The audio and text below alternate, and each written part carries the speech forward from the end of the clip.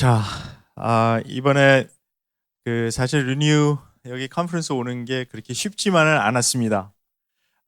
왜 그랬냐 하면 사실 이때가 땡스기빙 때라 제가 이 요청을 받았을 때 굉장히 고민이 많이 있었습니다.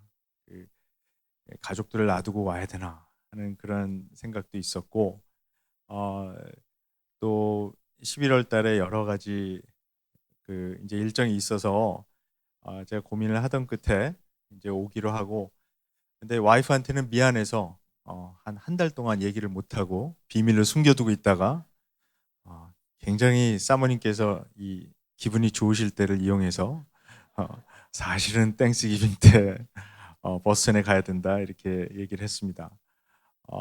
그래서 좀 이제 구박을 좀 받았지만 그래도 여기 와서 너무나 감사했습니다. 이렇게 사실 요즘 우리 청년들이 모이는 것이 그렇게 쉽지가 않습니다. 제가 2012년도에, 그러니까 2년 전에 어, 한국에서 열리는 선교 한국이라는 곳에 갔었는데, 음, 그때 한 3,300명 정도 모였습니다. 굉장히 큰 집회 같이 생각되지만, 그때 모였을 때 준비하시는 분들이 참, 좀 뭐라 그럴까, 우려, 실망도 하고 그런 모습을 봤습니다. 왜 그러냐 하면 그 모임이 2000년도에 2000년도 경에는 2년에 한 번씩 열리는데 한 6천 명 정도 모였다 그럽니다. 근데 그것이 이제 점점 숫자가 줄어서 한 반 정도가 모이게 된 거죠. 그러니까 한 3,300명 정도 이렇게 모였다 그러면 굉장히 큰 집회 같은데 그것을 계속 준비하고 진행해 오신 분들의 입장에서는 모임이 반토막이 난 거니까 좀 힘도 빠지고 막 그랬습니다. 그래서 그럴 필요가 있는가 격려하고 이렇게 같이 힘을 모아서 기도했던 그런 기억이 있습니다. 그 모임이 2014년도 이번 여름에 또 모였습니다. 어떻게 됐을까요? 그래서 다시 힘을 받아서 더 많이 모였을까요? 예, 이번 여름에 1,300명 정도 모였다고 합니다. 이것은 그 한국에서 지금 일어나고 있는 우리 젊은 층들이 교회를 빠져나가고 믿는 청년들이 점점 줄어가고 있다는 그 현상을 보여주는 것입니다.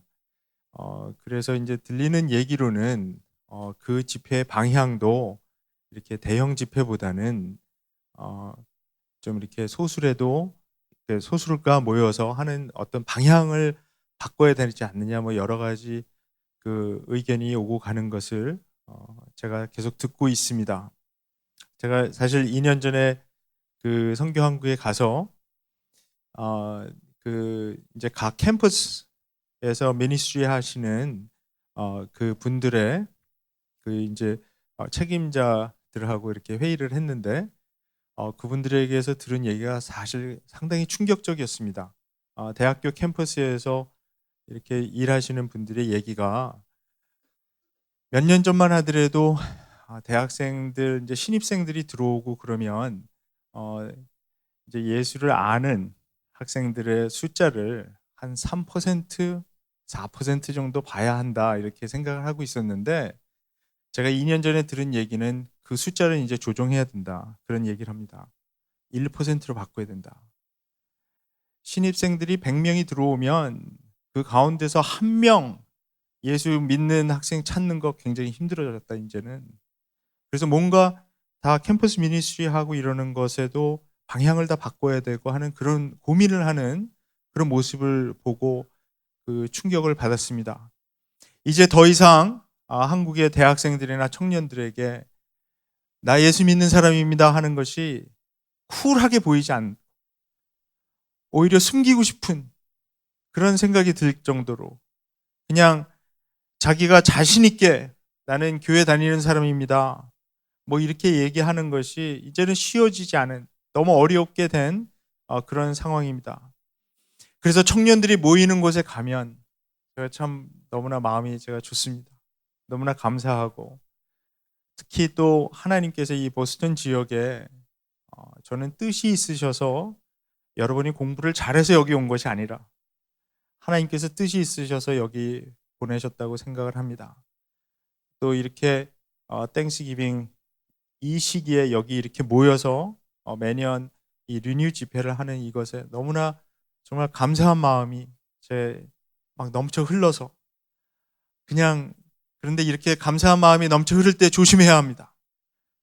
왜 그러냐 하면 설교를 길게 하기가 굉장히 쉽기 때문입니다. 그러나 마지막 날이고 예, 저에게 시간이 그렇게 많지 않습니다.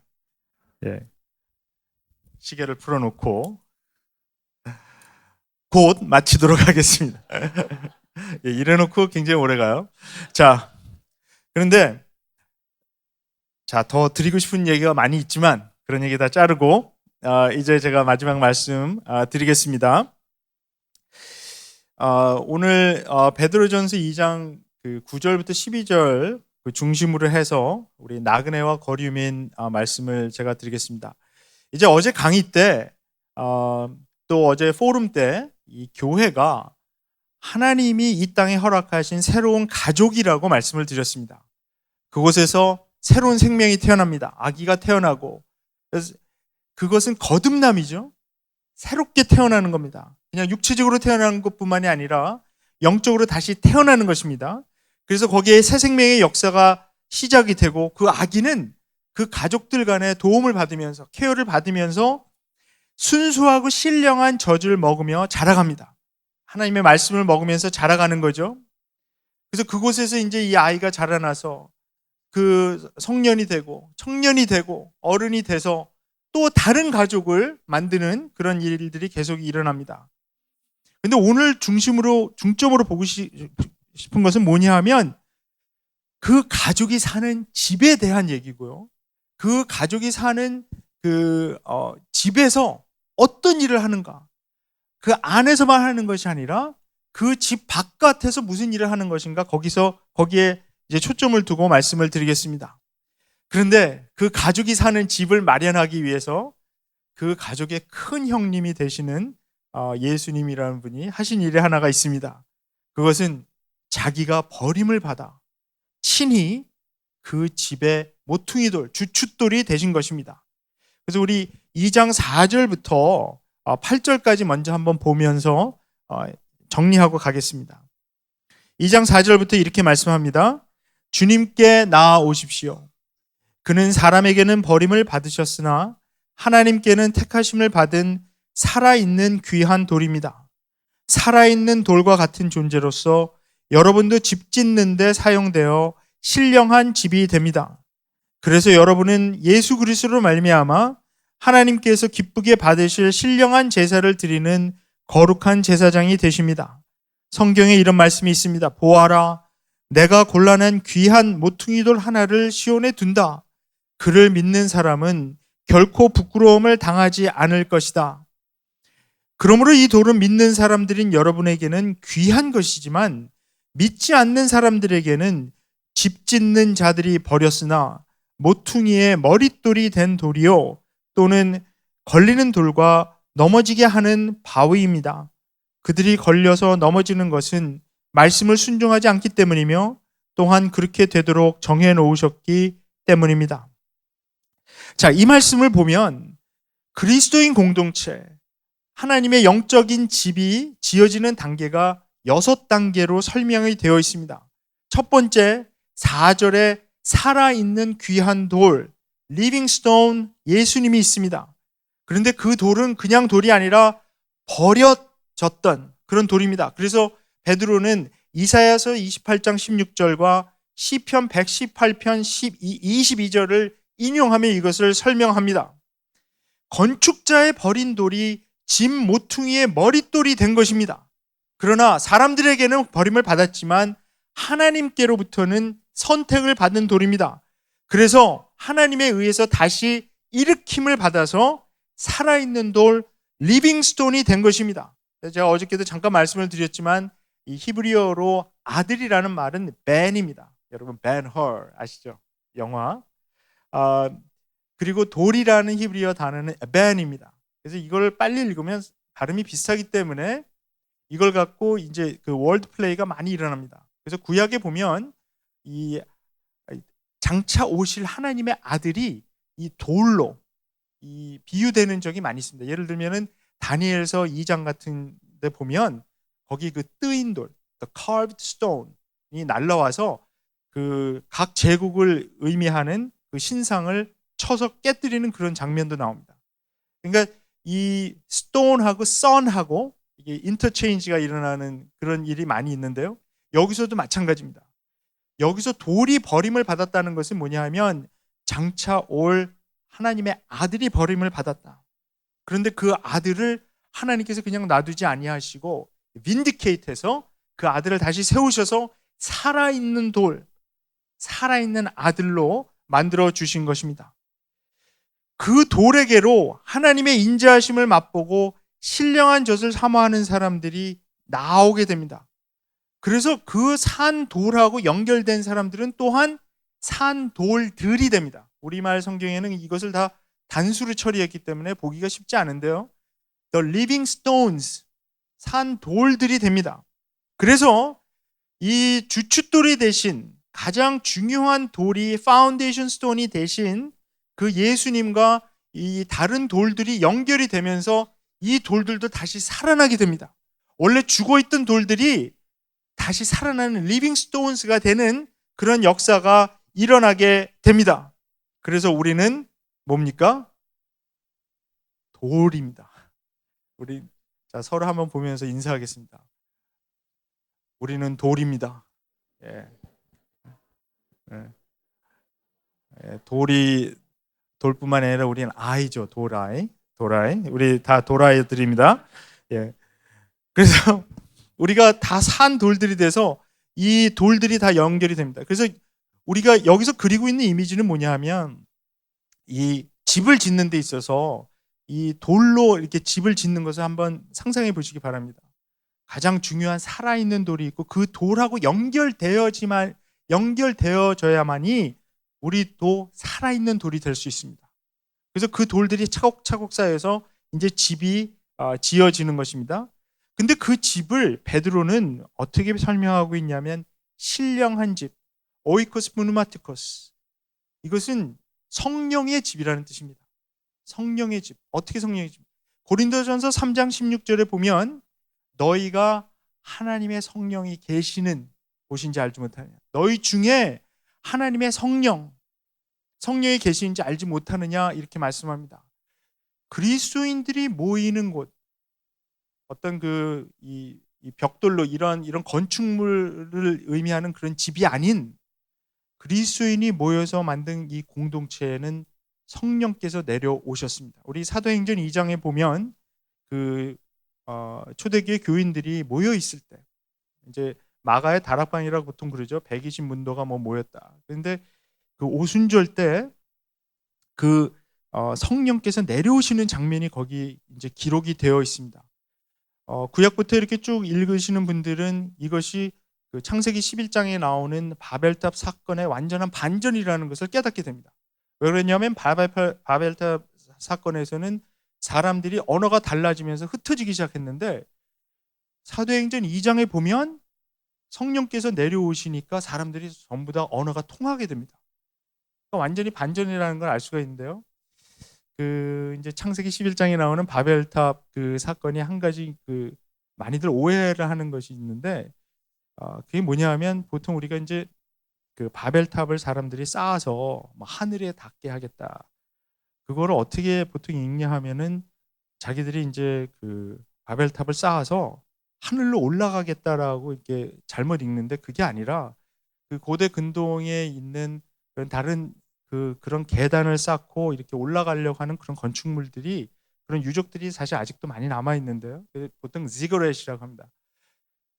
그리고 보통 그 노래 유명한 노래도 있죠. Stairway to Heaven. 그래서 그걸 마치 올라가는 것 같이 생각하는데 그 고대 사람들이 이런 탑을 쌓은 이유는 자기들이 그걸 밟고 올라가기 위해서 쌓은 게 아닙니다.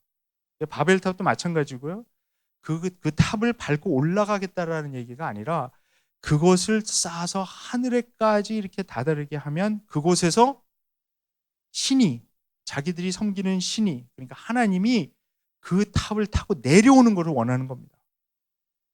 그래서 그 하나님이 내려올 만한 건축물이 돼야 되니까 웅장하게 쌓는 거예요. 그게 세상의 방법입니다. 웅장하고 멋있게. 이 정도 돼야 하나님이 내려오시겠지. 이걸 밟고. 그런데 하나님께서는 어떻게 내려오셨습니까? 사람들이 모여 있는 곳에, 예수 그리스도께서 부활하시고 나서 사람들이 모여서 기도할 때 어떤 큰 웅장한 건물, 다락방, 보잘것없는 그런 장소에서 사람들이 모여서 일심으로 기도할 때, 그때 하늘 문이 열리면서 성령께서 바람같이 불같이 내려오신 것입니다.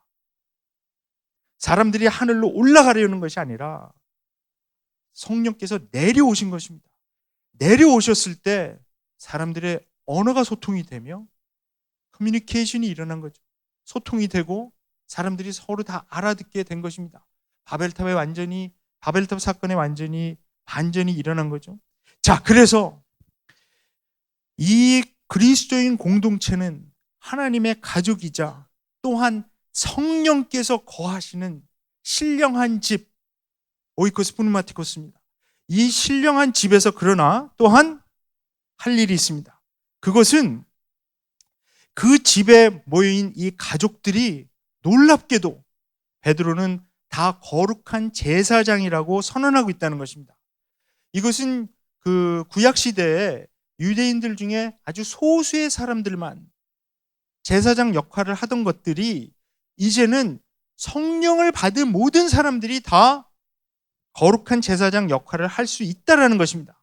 그래서 그 제사를 하나님께서 기쁘게 받으시는 모습, 그것이 일단 그 안에서 일어나는 일입니다.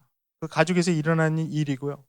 그런데 이 제사, 하나님이 기뻐하시는 제사는 그 신령한 집 안에서만 드려지는 것이 아니라 이제 베드로가 계속 설명하겠지만 바깥에 선포하는 겁니다. 그 기뻐하시는 제사가 성전 안에서만, 이 신령한 집 안에서만 일어나는 것이 아니라 바깥을 향해 이제 하나님의 놀라운 그 일을 선포하게끔 하는 것입니다. 자, 근데 여기서 한 가지 짚고 넘어가야 할 것이 있습니다. 이 모든 것의 시작은 예수님이 버려졌을 때 시작이 되었습니다. 그 다음에 하나님께서 일으키셔서 산 돌이 되신 것입니다. The living stone이 되신 것입니다. 마찬가지로 이런 일이 일어나려면 우리도 버려져야 합니다. 예수님을 따라간다는 길은 우리가 버림을 받는 길로 가는 것입니다. 우리가 산 돌들이 되기 위해서는 먼저 죽어야 합니다. 먼저 버려져야 합니다. 그것이 제자도의 길이고 하나님께서 우리를 부르시는 길입니다. 예수께서 그 제자들을 보고 나를 따라오라 말씀하셨을 때 그 따라오라는 길은 나와 같이 버려지자 하는 말씀입니다. 성경에 보면 제자들은 이것을 계속 이해하지 못합니다. 그것이 제자도의 길인데 사실은 어떻게 보면 우리가 예수님 따라가면서도 이 버려져야 한다는 사실이 잘 납득이 되지가 않습니다. 그래서 여기서 8절에서 얘기하는 거치는 돌, 사람들이 걸려 넘어지는 돌, 예수님께서는 계속 걸려 넘어지게 하는 그런 돌의 역할을 하기도 합니다. 왜 그렇습니까? 말씀에 순종하지 않기 때문에. 예수님이 가신 그 십자가의 길, 섬김의 길로 가야 하는데 예수님을 믿어서 좋은 것이 나오고 유익이 될 줄 알았는데 그렇지 못하고 오히려 버려져야 된다 그러니까 예수님을 따르고 난 다음에도 마음이 망설여지게 됩니다. 이게 내가 계속 가야 될 길인가? 그거 말고 예수님 따라가면서 세상에서 주는 모든 유익과 영광과 좋은 것도 다 취하고 같이 가면 안 되나? 그렇게 생각하기 쉽습니다. 그랬을 때 우리는 부딪히는 돌과 거치는 돌이 되는 예수님을 만나게 될 것입니다. 그런 길로 가면 예수님은 계속 부딪히는 돌, 거치는 돌이 될 수밖에 없습니다. 우리의 마음에 순종하는 마음이 없을 때, 예수님이 가신 길로 따라가고자 하는 순종하는 마음이 없을 때 그래서 예수님은 커다란 부담이 되고만 맙니다. 내가 꼭 왜 그 길로 가야 하나? 그런데 그 길로 가야 하는 이유가 이제 2장 9절부터 12절에 쭉 설명이 되어 있습니다. 자, 그래서 2장 9절부터 일단 9절과 10절 먼저 보겠습니다. 그러나 여러분은 택하심을 받은 족속이요 왕과 같은 제사장들이요 거룩한 민족이요 하나님의 소유가 된 백성입니다. 그래서 여러분을 어둠에서 불러내어 자기의 놀라운 빛 가운데로 인도하신 분의 업적을 여러분이 선포하는 것입니다.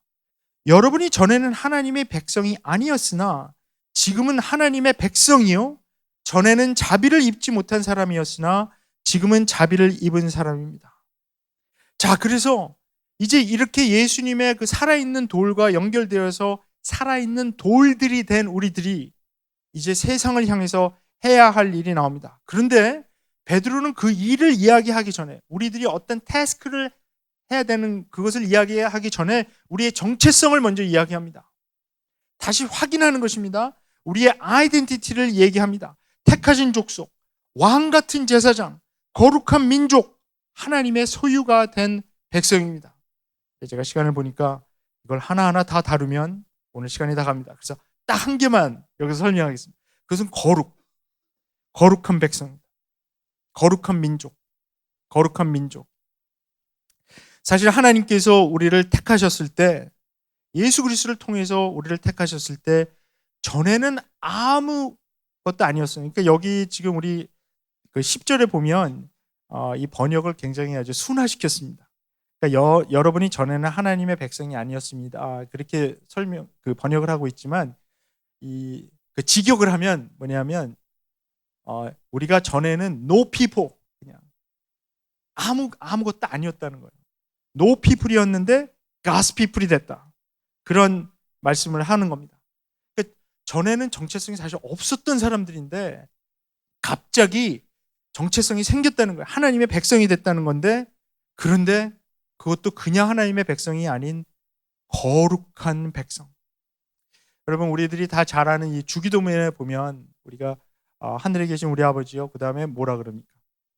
이름이 거룩히 여김을 받으시오며, 이렇게 우리 보통 외우죠. 개역 개정에도 그냥 이름이 거룩히 여김을 받으시오며 이렇게 번역을 하고 있지만 새 번역을 보면 그 이름을 거룩하게 하여 주시며 이렇게 번역하고 있습니다. 근데 문법적으로 따지면 새 번역의 번역이 더 맞습니다. 왜 그러냐 하면 이것은 하나님께 직접 드리는 기도거든요. 그리고 하나님의 이름을 거룩하게 하여 주시옵소서 이렇게 기도하는 거예요. 그러니까 그 이름이 거룩히 여김을 받으세요. 그런 기도를 하는 게 아니라 하나님께 간청하는 겁니다. 하나님의 이름을 거룩하게 하여 주시옵소서. 왜 예수님이 우리에게 이런 기도를 하라고 가르쳐 주셨냐 하면 하나님의 백성으로 말미암아서 구약에 드러나 있는 사건들로 말미암아서 하나님의 이름이 땅에 떨어졌기 때문입니다. 그래서 요한복음 12장 28절에도 아주 흡사한 기도가 나오는데요. 거기도 아버지의 이름을 영광스럽게 드러내십시오 하는 예수님의 기도가 들어 있습니다. 하나님이 그 이름의 명예를 회복하도록 해 주십시오. 그렇게 움직여 주십시오. 그렇게 행동해 주십시오. 이렇게 얘기하는 겁니다. 여기서 말하는 영광스럽게, 그러니까 여기 이 거룩하고 영광이 연관이 있는데요. 이 영광을 드러낸 영광이라는 말을 뜻하는 그 헬라어 단어는 독사입니다. 독사. 독이 있는 뱀. 그래서 독사. 이렇게 하면 기억하기 쉬울 거예요. 이 독사라는 말은 어떤 뜻이 있냐면 기본적으로는 reputation, 그러니까 명성, 이름, 그런 뜻이 있습니다. 그러니까 우리가 하나님의 이름을 영화롭게 한다라는 것은 뭐냐 하면 하나님의 그 명성에 걸맞게 그것을 올려드린다, 그런 뜻이 있습니다. 그래서 이 하나님의 이름이 원래는 영광스러운 그 명성이 있는 이름이었는데 하나님의 백성이 거룩하게 살지 못함으로 말미암아서 그것이 땅에 떨어졌습니다. 그래서 에스겔서 36장 23절에는 하나님이 이렇게 약속을 합니다. 내 큰 이름을 내가 다시 거룩하게 하겠다. 그 이유는 너희가 여러 나라에 흩어져 살면서 내 이름을 더럽혀 놓았으므로 거기에서 더럽혀진 내 이름을 내가 다시 거룩하게 하겠다, 그 약속을 하십니다. 그래서 이사야서 52장 5절을 인용하고 있는 로마서 2장 20절, 복잡하죠? 이렇게 설명합니다. 너희 때문에 하나님의 이름이 이방 사람들 가운데서 모독을 받는다 한 것 같습니다. 자, 하나님의 이름이 땅에 떨어졌습니다. 그 이유는 하나님의 백성이라 일컬음을 받는 사람들이 이 땅에서 거룩하게 살지 못했기 때문입니다. 자, 그렇다면 예수님께서 우리에게 하나님의 이름을 거룩하게 하여 주시옵소서 그 기도를 할 때 그 기도는 사실 우리들을 향한 기도입니다. 궁극적으로는 우리들이 거룩한 삶을 살아서 하나님의 이름이 더 이상 모독을 받지 않고 영광을 받게 해야 되겠다라는 말씀을 하고 있는 것입니다. 그 이유, 왜 하나님의 이름이 거룩해져야 되고 그 이름이 다시 우리들의 거룩한 삶을 통해서 하나님의 이름이 다시 거룩해져야 하는가? 오직 그 과정을 통해서만이 하나님의 복음이, 하나님의 위대한 일이 선포되는 과정이 나오기 때문입니다. 자, 그래서 여기 9절에서 이제 베드로전서 2장 9절로 다시 가겠는데요. 거기에 이제 있는 이 문장이 우리 이 한국말로 읽으면 사실 좀 원래 한 문장인데 이거를 두 문장으로 끊어놨기 때문에 약간 그 의미가 잘 전달이 되지가 않습니다. 그래서 우리가 이걸 영어로 보면 조금 더, 영어 다 잘 되시죠? 그래서 한번 이게 보겠습니다. 그러니까 이 한국말로 보시고 영어를 이제 비교해서 보시면요. 제가 영어로 읽어드리겠습니다. But you are a chosen race, a royal priesthood, a holy nation, God's own people, in order that you may proclaim. 그 부분을 우리 한국말에서는 둘로 잘라놨습니다. 그래서 잘 연결이 안 되는데, 자, 왜 택하신 족속이고 왕 같은 제사장이고 거룩한 민족이고 하나님의 God's own people, 하나님의 백성이 되었는가? 그 이유는 목적이 있는 거죠. In order that you may proclaim.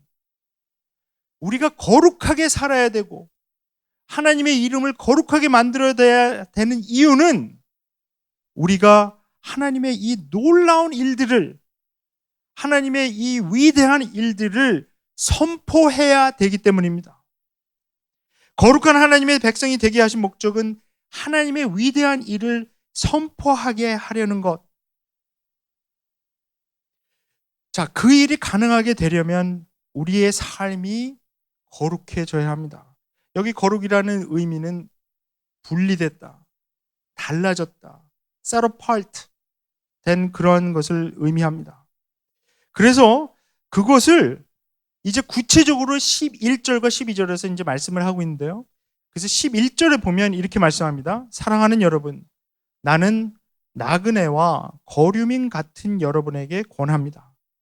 영혼을 거슬러 싸우는 육체적 정욕을 멀리 하십시오.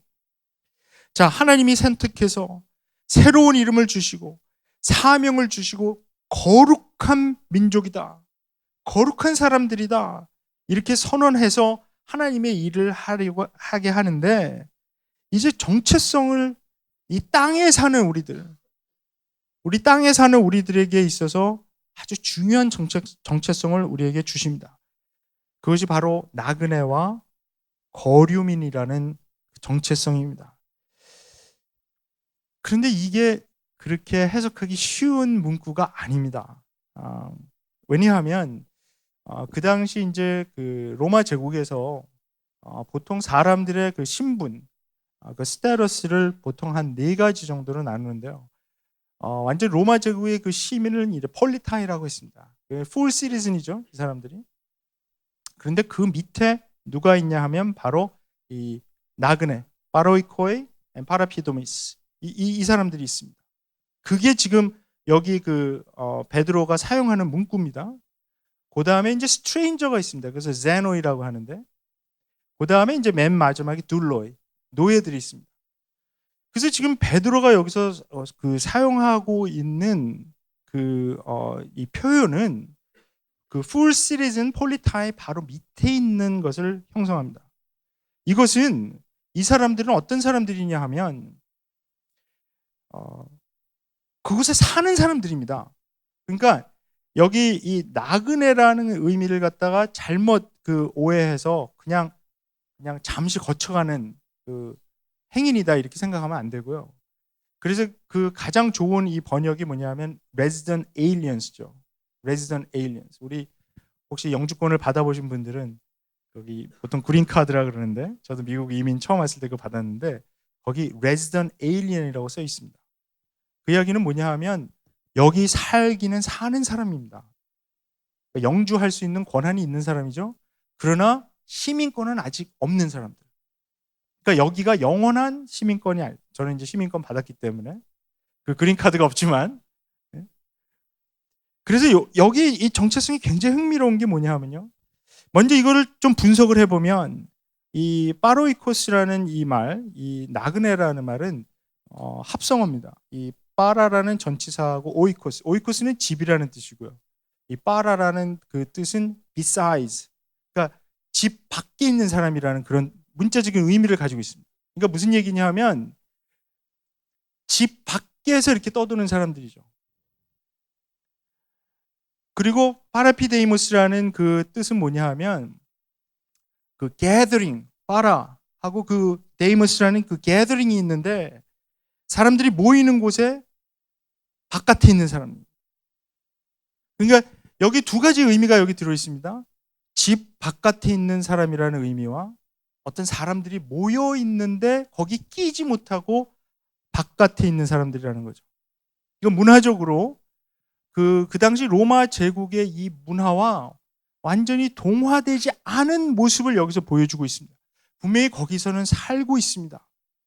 이 로마 제국이라는 그 땅에 소아시아 지방에 지금 살고 있는 사람들에게 보낸 편지인데 이 사람들이 거기에 거주하고 있는 사람들이지만 그 문화에 완전히 동화되지 않은 사람들, 그 사람들 모임에 끼인 사람들이 아닙니다. 거기 바깥에 있는 약간 언저리에 있는 사람들은 이라는 그런 정체성을 보여주고 있습니다. 왜 그렇습니까? 우리의 시민권은 어디 있습니까? 하늘에 있습니다. 빌립보서 3장 20절, 그러나 우리의 시민권은 하늘에 있습니다. 그곳으로부터 우리는 구주로 오실 주 예수 그리스도를 기다리고 있습니다. 자, 이렇게 말씀을 할 때 사도 바울은 우리가 사는 이 땅이 영원히 살 땅이 아니라는 것, 영원히 살 곳이 아니라는 것을 여기서 강조하고 있습니다. 여기서 우리가 템포러리로 살다가 하늘로 우리 가는 거죠. 이 땅에 사는 것이 중요하지 않다는 얘기가 아닙니다. 이 땅에서 우리가 살 때 이 땅에 사는 시민으로서, 이 땅에 사는 거주자로서 우리 책임 또 해야 할 일, 의무 다 있습니다. 그러나 궁극적으로는 우리는 하늘로 갑니다. 빌립보서 1장 27절에 보면 사도 바울이 아주 흥미로운 얘기를 하는데요. 거기에 보면 사도 바울이 이렇게 이야기합니다. 여러분은 오로지 그리스도의 복음에 합당하게 생활하십시오. 그리스도의 복음에 합당하게 생활하십시오 그랬는데 여기 이 생활하십시오라고 하는 이 말씀이 아주 굉장히 흥미롭습니다. 왜 그러냐 하면 보통 그 사도 바울이 어떤 생활하십시오, 이렇게 행하십시오 할 때 쓰는 단어가 있습니다. 예를 들면 고린도후서 5장 7절 같은 데 보면 우리는 믿음으로 살아가지 보는 것으로 살아가지 아니합니다 했을 때 그 살아간다라고 할 때 그 표현하는 것이 영어로 이렇게 보시면 더 분명하게 나오는데 we walk라는 표현을 씁니다. 헬라어로는 페리파테오라는 말입니다. 그 다음에 또 갈라디아서 5장 16절에도 보면 여러분은 성령께서 인도하여 주시는 대로 살아가십시오 했을 때도 walk이라는 그 표현을 씁니다. 페리파테오라는 말을 쓰고요. 에베소서 5장 2절에도 같은 표현을 씁니다. 그리스도께서 여러분을 사랑하셔서 우리를 위하여 하나님 앞에 향기로운 예물과 제물로 자기 몸을 내어주신 것 같이 여러분도 사랑으로 살아가십시오 했을 때도 walk이라는 표현을 씁니다.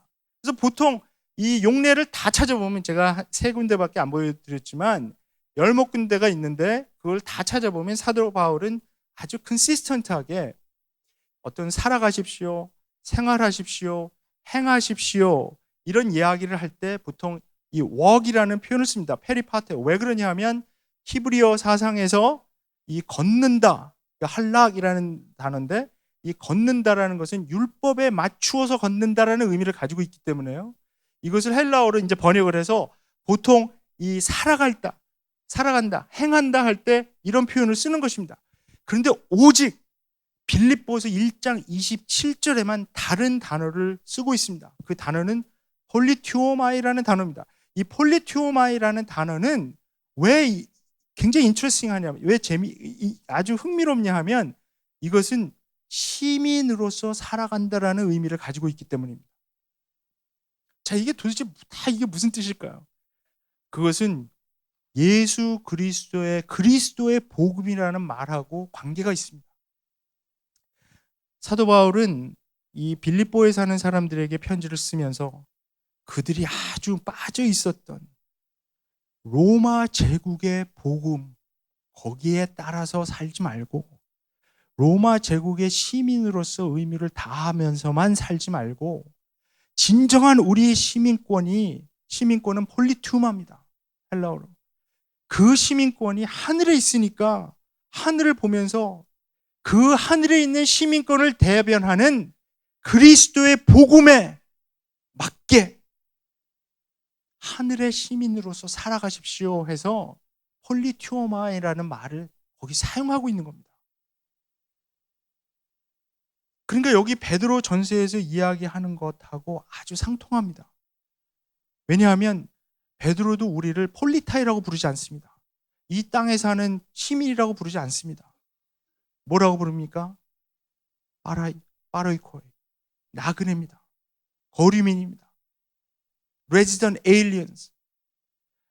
절대로 여기가 우리가 영원히 살게 될 이 땅의 가치, 이 땅의 시스템이 우리들이 인정을 받아야 되고 우리들이 여기서 모든 것을 다 성취해야 되는 그런 것이 아니라는 겁니다. 우리가 궁극적으로 가야 할 곳은 저 위에 있습니다. 자, 근데 여기서 제가 좀 조심스럽게 말씀을 드립니다. 뭐냐 하면, 자, 그렇게 되면 우리가 어떤 위험에 빠지기 쉬우냐면 도피주의로 빠지기 쉽습니다. 우리 이 크리스천 복음, 우리 그리스도인의 복음은 절대로 도피주의는 아닙니다. 그러니까 이 땅의 현실을 다 깡그리 무시하고 내가 이제 여기 잠시 살다가 뭐 뿅 갈 텐데 내가 여기서 무슨 뭐 가치를 두고 사나 이런 생각이 아닙니다. 그래서 사실 이 나그네와 거류민이라는 이 표현이 너무 기가 막히게 그것을 표현하고 있습니다. 그러니까 도피주의는 아니면서 이 땅에 사는 우리들이 해야 할 일이 있죠. 하나님의 그 위대한 일을 선포해야 되는 그 일, 거룩한 백성으로서 선포해야 되는 그 일을 하고 살면서도 그러나 궁극적으로는 여기가 내가 결판을 내야 할 것이 아니라는 생각.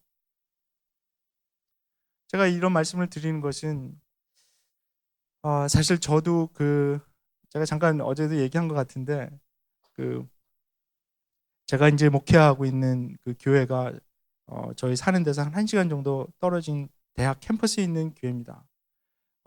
저희 교회 교인들의 한 60% 정도가 이 PhD를 가지고 있는 분들입니다.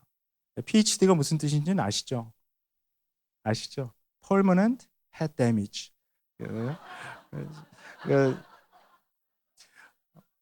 실제입니다. 저도 PhD 받기 전까지는 굉장히 달변이라는 소리를 듣던 사람인데 PhD 받고 나니까 말이 자꾸 막히고 잘 안 나오고 잘 돌아가고 그러지 않습니다. 그래서 이 permanent head damage를 받은 사람들이 대부분이기 때문에 이상한 소문이 났어요. 주위에 저 교회는 박사교회다. 뭐 목사부터 박사고 뭐 그래서 저 교회는 박사학위 없는 사람은 가면 찬밥이다. 뭐 이런 아주 안 좋은 소문이 나서 우리가 그 이미지를 깨자 그런 얘기를 많이 하는데요. 제가 저희 교인들한테 항상 이야기하는 것이 있습니다. 보면 굉장히 이 오버어치버들이에요. 보면 하여튼 뭔가 열심히 하는, 그게 몸에 배 있는 사람들이에요, 전부 다. 그래서 무슨 교회에서 일을 하나 맡겨도요, 얼마나 열심히 하는지 너무 심하게 열심히 해요. 그래서 막 오버 프리페어 하는 거예요, 막. 그래서 막 고민하고, 제가 이제 이게 돌아다니고 이제 제가 말씀을 못 전하게 되면 제가 교회에서 이제 집사님 한 분을 지정을 해서 말씀을 전하게 합니다. 일주일 동안 밤을 새요. 일주일 동안 완전 밤새고, 뭐 저한테 뭐 주석 뭐 책 막 빌려달라 그래서 다 보고 연구하고요. 그리고 나서 저한테 그 설교 본문을 보냅니다. 그 원고를. 그래서 저한테 체크해 달라 그러고, 그래서 그걸 또 준비를 하고 뭐 이러니까, 사실 제가 그랬습니다. 그 제가 설교하는 것보다 우리 집사님들 설교할 때 훨씬 더 은혜가 있는 것 같아요. 너무나 막 걸작이 나오니까, 막 너무나 열심히 준비해서 나오니까. 근데 제가 저희 교인들한테 항상 이야기하는 것이 있습니다. 좀 릴렉스 하십시오.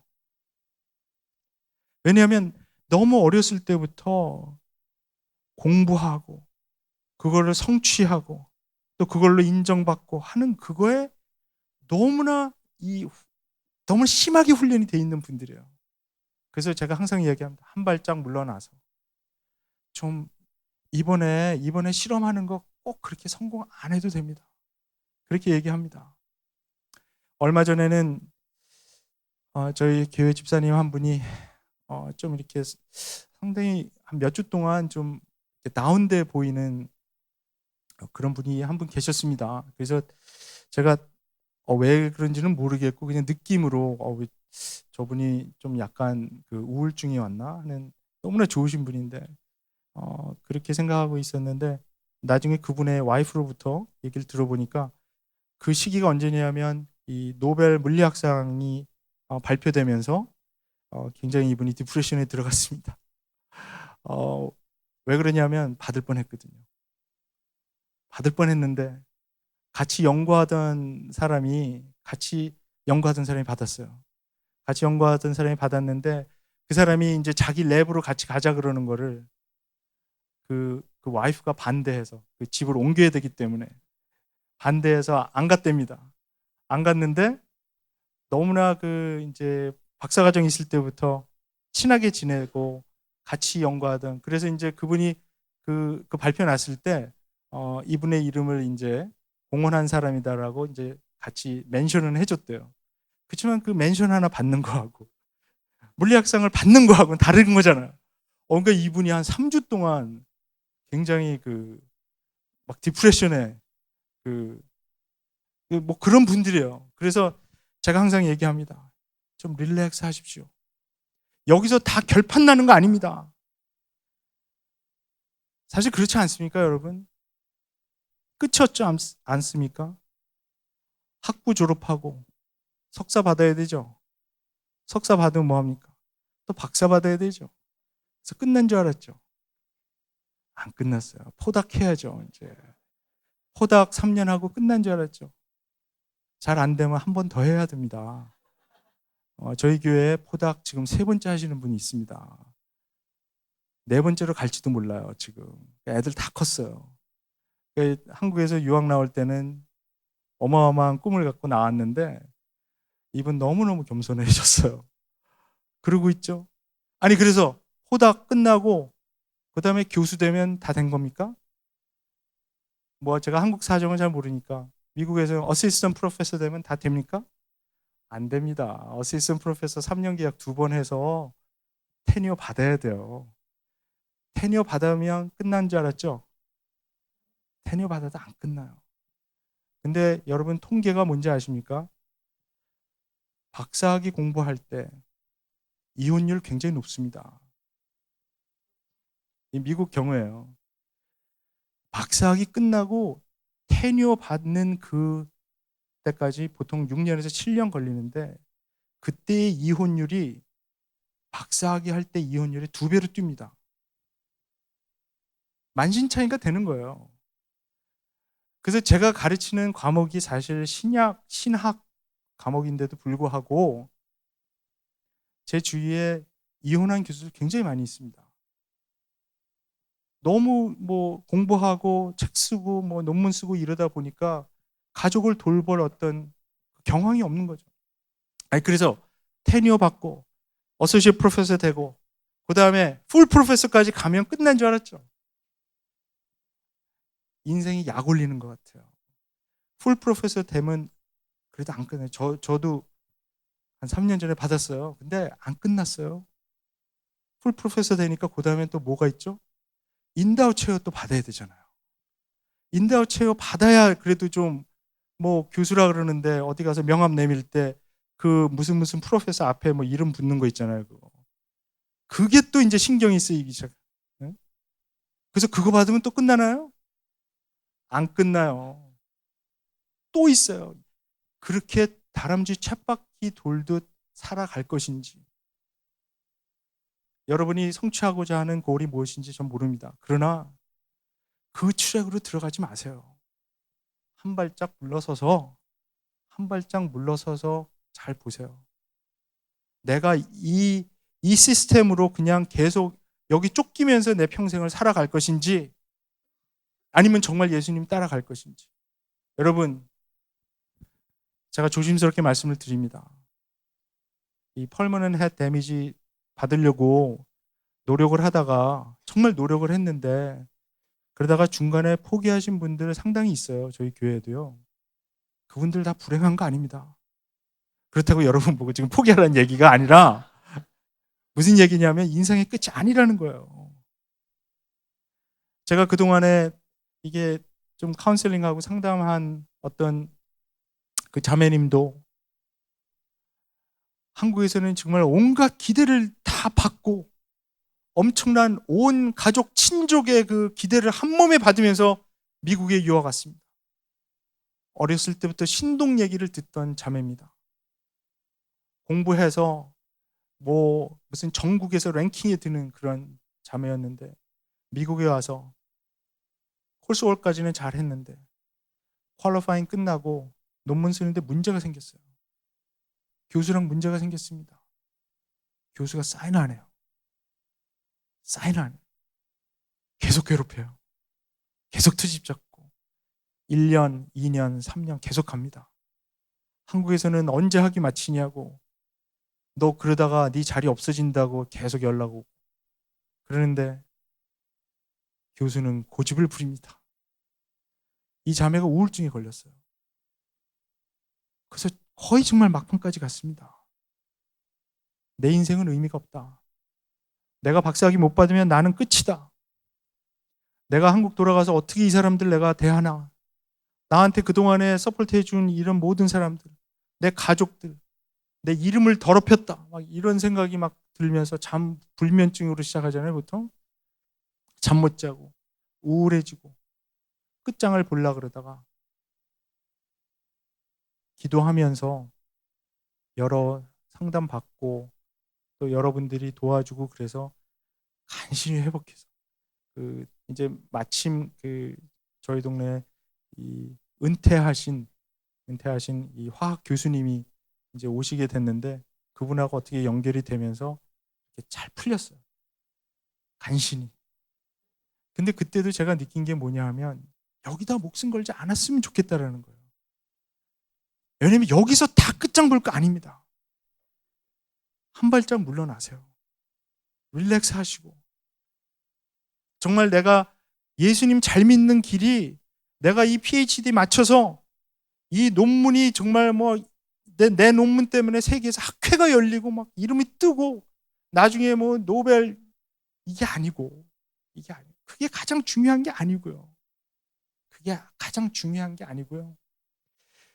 우리가 예수 그리스도의 제자로서 정말 하나님의 이름이 높아지는 것은 예수님 같이 버림을 받을 때 우리가 정말 섬길 때 그때 가능하게 된 것입니다. 제가 시간을 보니까 다 끝내야 되겠습니다. 예, 그러면 다 지나가서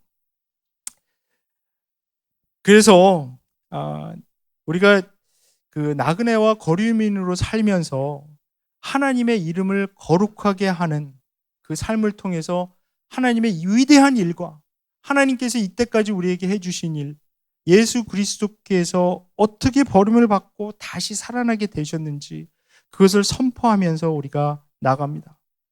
사실 우리가 하나님의 이름이 거룩해짐을 받게 해주십시오. 거룩하게 하여 주십시오. 우리가 그렇게 기도하면서 사실은 우리를 향해서 예수님께서 가르쳐 주신 거죠. 우리가 거룩해야 돼요.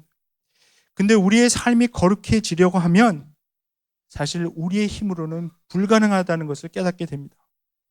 오직 내가 내 삶의 주인을 진정 바꿀 때만이 우리가 거룩해질 수 있습니다. 그래서 모든 것을 다 내가 하려고 하는 것이 아니라 주님께 정말 맡길 때, 주인을 바꿔서 내 삶의 주인이 내가 아니라 오직 주님이라는 것을 인정할 때 우리에게 소망이 생깁니다. 내가 내 마음대로 살던 나의 삶을 주님으로 주인을 바꾸어 그분께 온전히 드려야 합니다. 그래서 우리는 우리 자신의 욕구에 그냥 속해 있을 수 없습니다. 하나님께 속해 있어야 합니다. 하이델베르크 신앙 고백서 제1조항은 이렇게 묻습니다. 살아서나 죽어서나 당신의 유일한 위로는 무엇입니까? 답입니다. 죽음도 생명도 그 어느 것 하나도 내 것이 아닙니다. 죽음과 생명은 나의 신실한 구원자 예수 그리스도에게 속해 있습니다. 이것이 내가 이 세상을 견디어낼 수 있는 가장 강력한 위로입니다. 우리는 하나님께 속해 있습니다. 그분만이 우리의 주인입니다. 그분이 우리를 택해서 왕 같은 제사장, 거룩한 백성으로 세상으로 보내서 우리를 나그네와 거류민으로 살게 하셨습니다. 그랬을 때 우리가 이 땅이 그냥 우리가 영원히 살 것이 아니라 우리의 집, 우리의 진정한 시민권은 하늘에 있다는 것을 인정하면서 이 땅에서 하나님 일을 해나갈 때 우리 삶에 주님께서 강력한 위로를 주실 것입니다. 자, 마지막으로 우리 그냥 제가 한 2, 3분만 더 쓰겠습니다. 우리 청년들이 꼭 들었으면 하는 그 선교사님의 얘기를 하고 마치겠습니다. 제가 가는 곳마다 이분의 이야기를 하려고 합니다. 제가 한 2년 전에 우연히 이 선교사님의 그 책을 읽게 돼서 전기를 읽게 됐는데 지금은 많이 알려지고 막 뮤지컬까지 나왔다 그래요, 한국에서. 근데 이분이 서서평이라는 분입니다. 아시죠? 들어보셨죠? 제 마음에 신앙의 영웅으로 자리 잡은 분입니다. 이분은 독일계 미국인 선교사 엘리자베스 셰핑이라는 분입니다. 그런데 그 서서평이라는 한국 이름을 갖게 됐고요. 1912년도 그러니까 한 102년 전에 조선 땅에 도착하게 됩니다. 근데 이분의 백그라운드는 6살 때 독일에서 홀어머니와 함께 이 뉴욕 쪽으로 이민 온, 그러니까 우리 식으로 얘기하면 한 1.5세 정도 되는 그런 분입니다. 근데 이분이 대학교 때 하나님의 은혜를 체험하고 자신의 삶을 선교에 바치기로 결심합니다. 그리고 하나님께서 보내시는 곳이면 어느 곳이나 가겠다 이렇게 기도하기 시작합니다. 그런데 되도록이면 가장 어려운 곳으로 보내주십시오 기도하기 시작합니다. 하나님께서는 그의 기도를 들으시고 그 당시 정말 열악했던 조선을 마음에 품게 하셨습니다. 근데 이 엘리자베스 셰핑이 조선으로 가기로 했을 때 문제가 하나 생겼습니다. 이 캐톨릭 신자였던 이 어머니가 이 딸이 개신교로 간 데다가 이 조선이라는 어디에 붙어 있는지도 모르는 나라에 가겠다고 하니까, 그것도 선교사로 가겠다고 하니까 극심하게 반대하기 시작했습니다. 그 어머니가 이렇게 이야기합니다.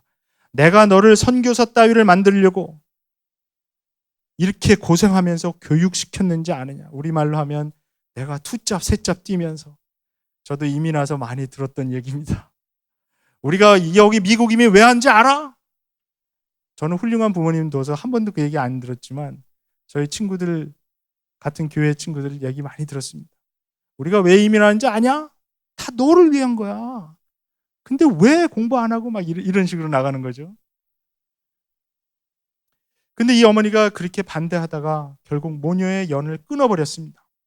큰 상처가 되었지만 선교사님이 계속 준비해 나갔습니다. 신학교에 들어가서 성경을 공부했고요. 그 다음에 이제 간호사가 되는 것이 좋겠다고 해서 다시 공부를 해서 훌륭한 간호사가 되었습니다. 1912년도에 조선 땅에 도착했을 때 선교사님이 32살의 처녀였습니다. 그리고 향후 22년간 치열하게 조선 땅에서 복음을 전하며 살다가 1934년도 조선 땅에서 삶을 마쳤습니다. 이 전기를 쓴 분은 그 당시에 조선이 나라를 잃을 슬픔과 이 절망에 빠져서 가난한 자와 병든 자를 돌볼 힘도 의지도 없었다라고 쓰고 있습니다. 이분이 파송받은 곳이 남장로교회 그 선교사였기 때문에요. 전라도 광주 지방으로 파송을 받았는데 가자마자 이분이 너무 큰 충격에 휩싸였습니다. 거기에는 거리마다 막 장애인들, 그 나병 환자들이 막 널브러져 있는데 아무도 돌보는 사람들도 없고 고아도 또 과부들도 너무나 돌보는 사람들 없는 것을 보고 당장 이분들을 섬기겠다 결심했습니다. 그래서 이분이 사역하는 동안에 14명의 아이들을 입양해서 양아들과 딸로 키웠습니다. 소박받아 아무데도 갈 데 없는 38명의 미망인들도 데려다 같이 살았습니다. 그들에게 평생 하나님의 말씀을 가르치는 것이 이분의 사역이었습니다. 선교사님이 쓴 일기의 일부를 읽어드립니다. 이번에 만난 500명 여성 중, 그러니까 이분이 여름마다 이제 나귀를 타고 시골로 돌아다니면서 복음을 전했는데 그때 쓴 일기입니다. 이번에 만난 여성 500명 중 이름이 있는 사람은 10명뿐입니다. 1921년 조선 여성들은 큰 년이, 작은 년이, 개똥 어멈 등으로 불립니다. 이들에게 이름을 지어주고 글을 가르쳐주는 것이 저의 가장 큰 기쁨입니다. 54살 때 자기가 섬기던 분들의 병을 옮겨받아서 병사하셨는데 진찰한 의사는 영양실조가 심했다고 합니다. 선교사님의 죽음을 보도한 1934년도 6월 28일자 동아일보는 제목을 이렇게 뽑았습니다. 보리밥, 된장국과 고무신 끌고 생활, 자기 몸과 재산을 돌보지 않고 전심력을 교육 자선해. 선교사님이 죽었을 때 유품을 정리하러 갔던 어떤 선교사님은 그의 침대맡에 걸려있던 좌우명을 보게 되었습니다. 아마도 선교사님은 이 좌우명을 걸어놓고 아침 저녁으로 읽으면서 마음에 다짐을 했던 것 같습니다. 거기에는 이렇게 써 있었습니다. Not success, but service. 성공이 아니라 섬김이다.